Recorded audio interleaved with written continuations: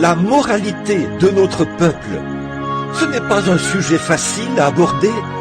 Je pourrais penser à beaucoup d'autres sujets qui seraient plus faciles à aborder. Mais frères, si quelqu'un ne prend pas position en ce jour de péché et d'adultère dans lequel nous vivons, pour appeler les choses par leur nom, qu'arrivera-t-il? Il faut que quelqu'un en parle.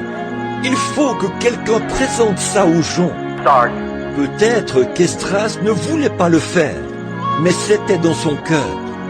Et quand vous voyez un serviteur de Dieu qui est si sincère qu'il tombe sur sa face, les mains levées pour prier Dieu, rougissant à cause de l'iniquité du peuple, alors vous verrez le début d'un réveil.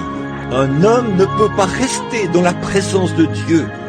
Une église ne peut pas demeurer dans la présence de Dieu sous l'effet de la repentance, sans que le Saint-Esprit ne descende et ne donne l'onction et la puissance pour commencer un mouvement suscité par Dieu, là, parmi ces gens. Ça ne peut pas faire autrement que d'arriver.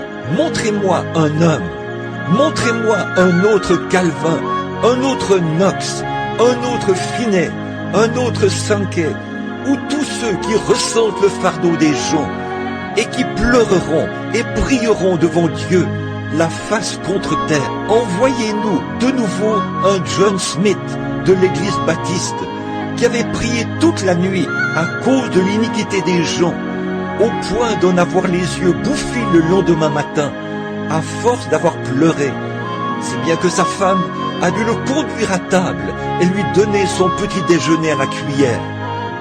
Montrez-moi de nouveau un John Wesley, un tison arraché au feu, et je vous montrerai un réveil.